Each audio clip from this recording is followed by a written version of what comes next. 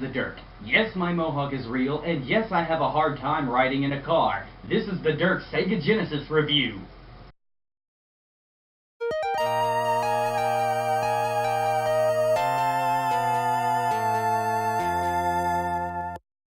McDonald's Treasureland Adventure, or you could call it by its Japanese title, McDonald Treasureland Adventure, was made for the Sega Genesis in 1993. You play as Ronald McDonald, who the entire universe knows as the mascot for the fast food chain McDonald's.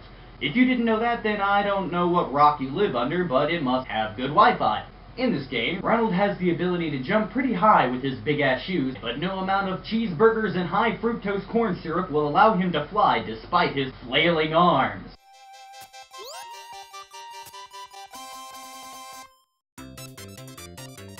Thankfully, this magical world that Ronald inhabits has a bunch of hanging hooks for him to hang on to, with his scarf that he has hidden inside his sleeve, which, of course, everyone knows all clowns have scarves up their sleeves.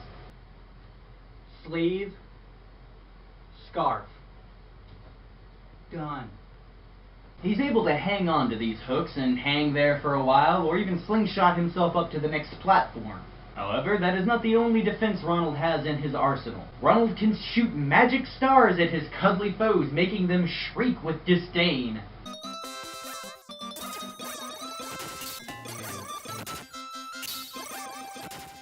He cannot shoot up, however. He can only shoot left and right. He needs both hands to shoot his magic, and, you know, because of all of that fast food that he's been eating, he had a stroke in one of his arms and can only go up so high, you know, just like this.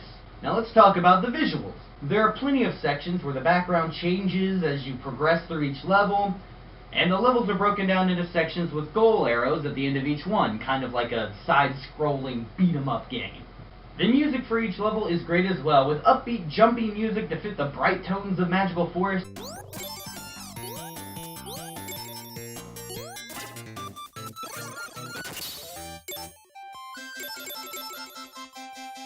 To the funky beats in Magical City.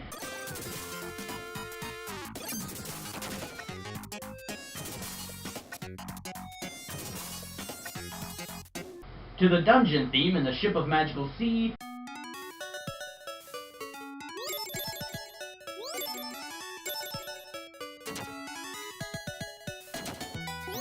To the mystical notes in Magical Moon.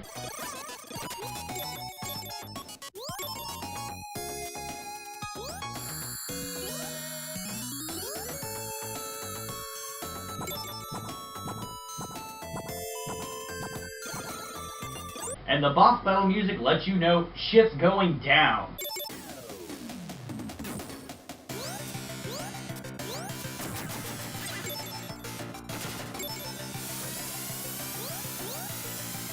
Of course, it's no surprise that the music in this game is fantastic, as it was created by Nazo Squared Suzuki, who also worked on other famous titles like Dynamite Headdy and Guardian Heroes. I've never heard of any of those. Apparently they're good. And McDonald's Treasureland Adventure is also surprisingly good. Of course it's good, it's done by Treasure. They were freaking awesome in the 90s. Look at Gunstar Heroes. Ba-bam! So we start the game with Ronald awkwardly strutting through the forest when he sees a piece of a treasure map. And just like anyone who finds a treasure map, he sets off to find the treasure. It is revealed, however, that 3 B-rate movie mascots have the other pieces of the map, and so, odds are, Ronald is going to have to beat the shit out of them in order to acquire them. Then we start playing. Looking at the screen, initially we can see our health in the form of crystals in the bottom left corner.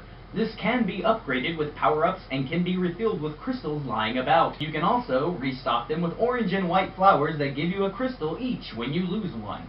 You have a stock of balloons which save you from pitfalls and allow you to float around the level while being invincible for a short time.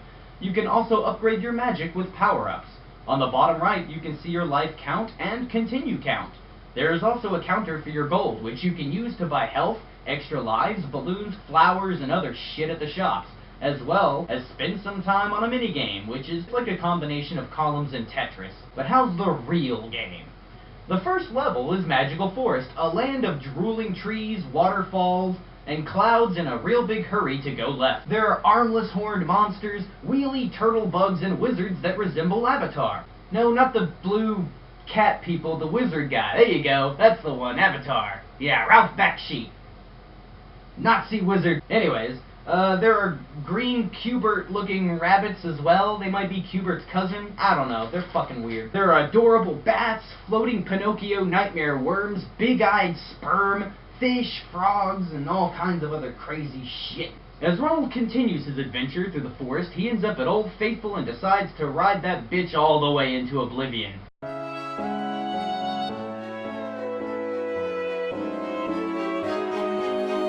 He lands in front of a cave with a plot twist and has to fight off fire-breathing dragons, less adorable bats, and avoid water hazards until he gets to the next goal. Here, you have to avoid bee-spitting totem poles until you get to a heart marked "Do Not Touch," which you can't touch anyways, which makes the writing pointless. Underneath is where the Hamburglar is just standing around, mesmerized by the horrible reception they get in hell. He'll tell you how to beat the bosses if you give him some of your jewels and sacrifice some of your health. After doing so, you realize that the Hamburglar is a complete dick by telling you that you have to do the same thing to the bosses in order to hit them, which means he just ganked you of a few of your health in order to tell you the bosses will gank you for some of your health. Fuck the Hamburglar. Anyways, after that, you run from some giant robot fish with a case of the rape face and run into the first boss. A giant tomato with a big shit-eating grin, hell-bent on revenge for all of his kind who were chopped up for all those billions of burgers.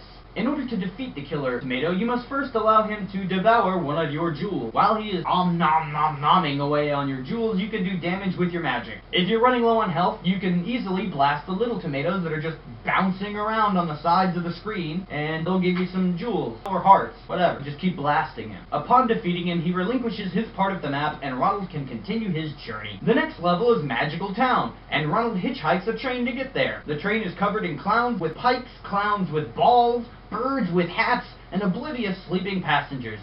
Look at him sleeping. He has no idea the trouble that goes on this train. Anyways, we make our way forward and find some blind coal miners who don't realize that it's already been mined and is already in a cart.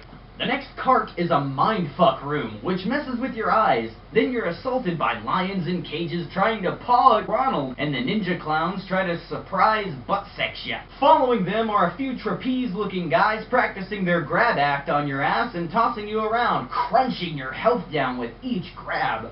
After that, you run past some cages with illegible writing and run into Birdie, who has been kidnapped by a wicked circus owner and locked in a room.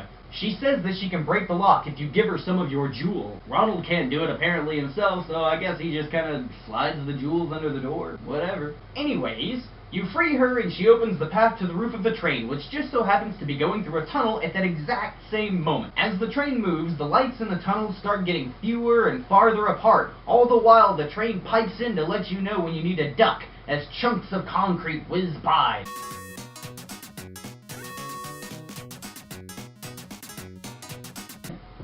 Eventually, all of the lights go out completely, leaving nothing but the sound of the chugga-chugga of the train in your head.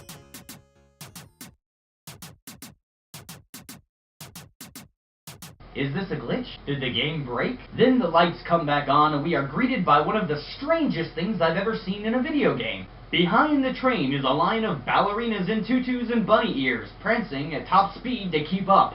Ronald's only choice to progress is to jump on their heads as they begin to break away and spin around. To top it off, we are serenaded by this music, which sounds like a classical song, but the only title I could seem to find anywhere on the internet describing what it is Dancing Bunny Girls.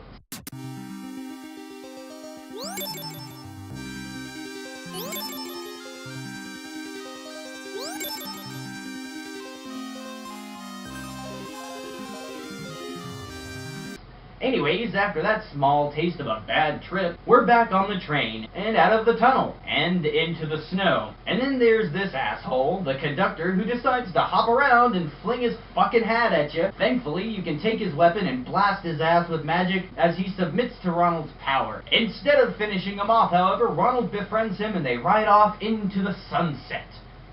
Until the train crashes and they plummet to their doom.